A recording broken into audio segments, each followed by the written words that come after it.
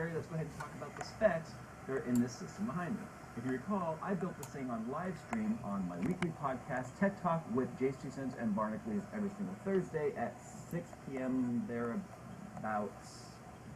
It's usually more like 6:05, sometimes 6:10. Anyway, it's every Thursday at 6 o'clock-ish.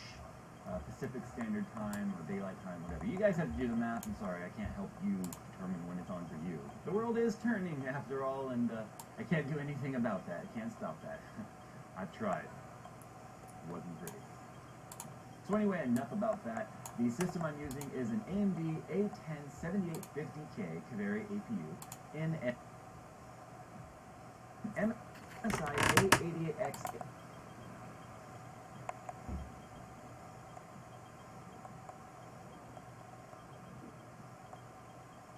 AC mini ITX motherboard. So this isn't even like the most ideal motherboard I could be using for this test, but it's kind of like the worst case scenario as far as I'm concerned. It has very little overclocking potential on this motherboard, so your results will more than likely be much better than mine.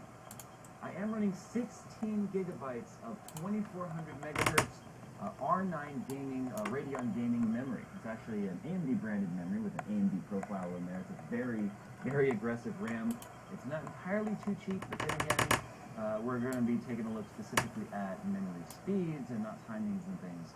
So we're going to see how speed affects overall gaming performance. With that said, guys, I'm also going to be benchmarking this today in Battlefield. Now, the reason why I'm using Battlefield 4, not some of the other games that are out, is one, Battlefield 4 is very intensive still, in the sense that the Frostbite 3 engine is just kind of not really hardware friendly in a lot of cases. So I wanted to kind of throw as much at this APU as I possibly could, rather than going with something that's a lot less APU intensive or graphics intensive as something like Thief or something along those lines. So that's why we're using Battlefield 4. If you're playing other games that are not as intensive, your results are also going to be a lot better. Now in terms of overclocks and stuff on this, I'm only running this at 4.3 gigahertz up from 3.7. So we're talking a 600 megahertz overclock, which isn't massive, but it's also no slouch either.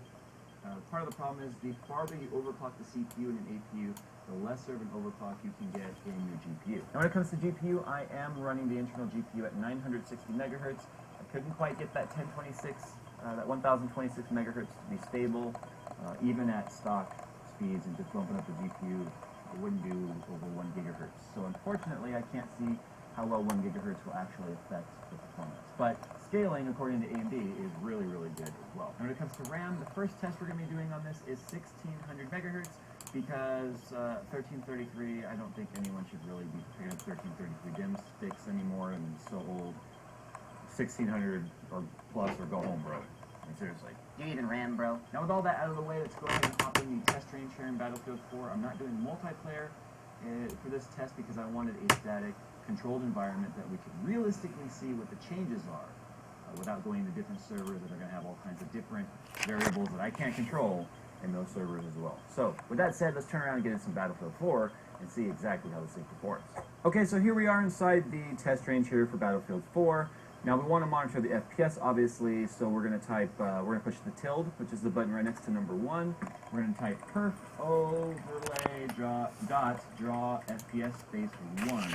And now you can see we have our FPS up there, and we're sitting at 32 frames per second in the menu. Okay, now for video settings, I have pretty much everything on medium with all anti-aliasing turned off. It's a custom setting. It's all medium, except for the anti-aliasing turned off, and I have no motion blur running.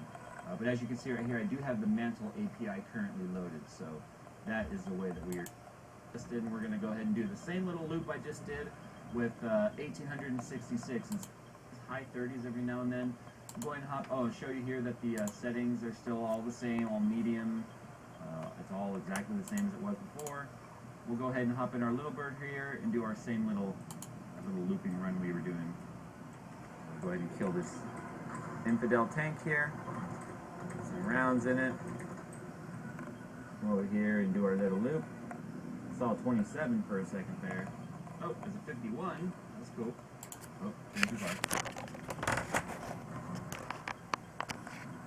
Go ahead and make an explosion.